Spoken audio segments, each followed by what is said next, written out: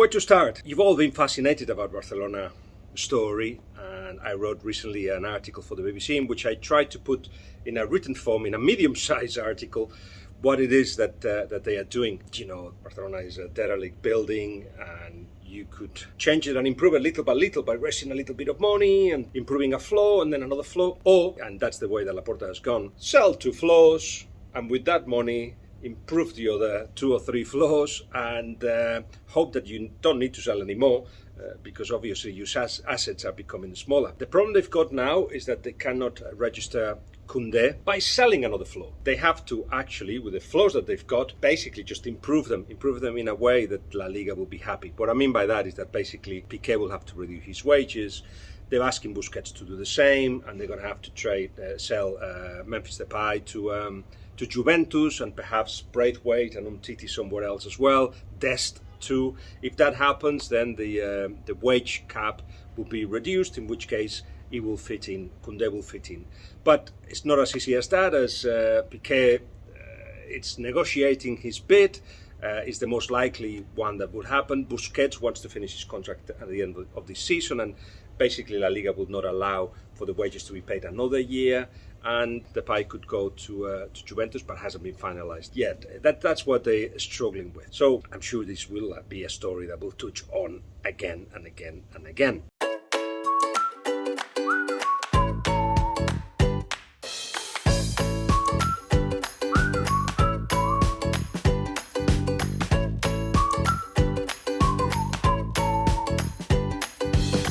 One hand in the camera, one in the coffee. Miracle, sorted.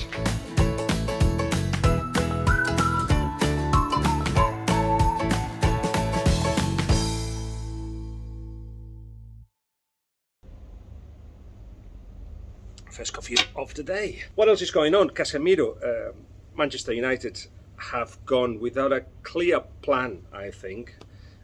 They've gone and tried to get the best players around, and they realized through a little bit of good information that they had that Casemiro, obviously at 30, who is the 9th best paid player at Real Madrid, even though he's one of the most important, he earns 10 million euros net.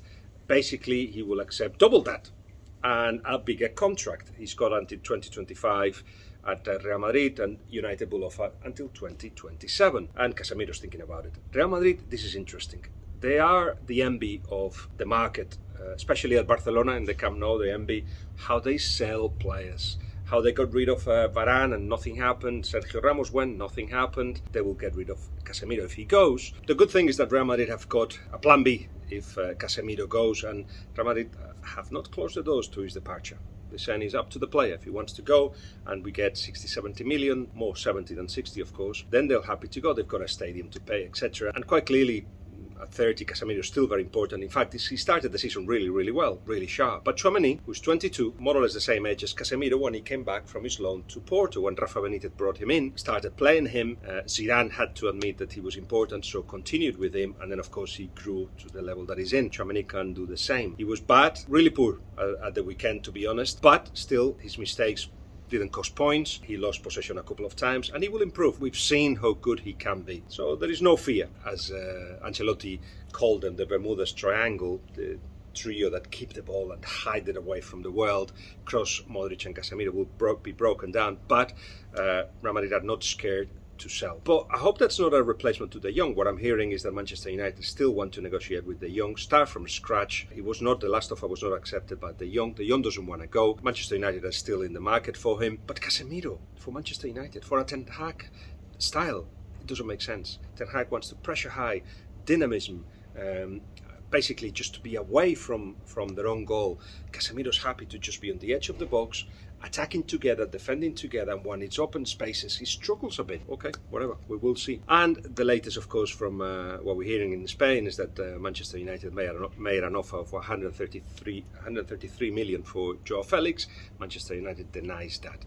In any case, they clearly want to get the best players around, and in a way hope that put together it just becomes a team, which they've done in the past, haven't they? It hasn't fully worked. What else can I tell you? That in 5 Live, we were talking about the 30-year anniversary of the Premier League, and we discussed one thing that became interesting, and I've been thinking about it since. The influence not so much of foreign leagues to the Premier League, we've discussed that at length, but the other way around. Is it happening? It's happening at least in 2 ways. One, in Spain, for instance, in Italy as well, in France, they're copying the professionalism in every department that goes beyond the football as well. That is the big example that everybody wants to follow, how the Premier League has professionalized their clubs. And eventually that becomes more television rights, better way of running things, less debt in most cases. And that's what has been going from the Premier League to, for instance, La Liga and Serie A. But something else I've seen, Real Sociedad. Watch Real Sociedad. Is like hybrid son of Pep Guardiola in the way they build and defend, pressure high, etc., and flexibility in the tactics. And then Liverpool in the way they attack. What they do is that they have, whoever has got the ball on the edge of the box will see that there is 2 or 3 players making a run, a couple of players not waiting for the ball wide, but being in the centre, almost like centre forwards. And that chaos at front, that's what they produced at the weekend.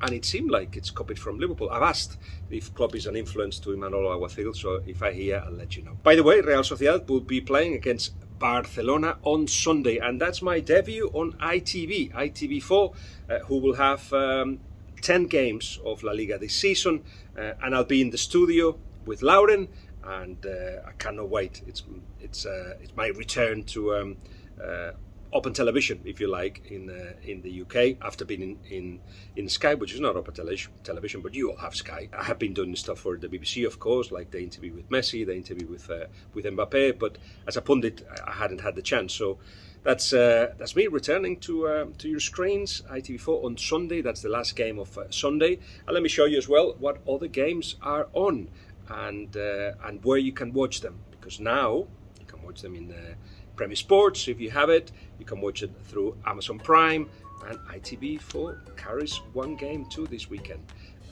So this is how you watch it, and these are the games, and this is the end of Coffee with Guillem.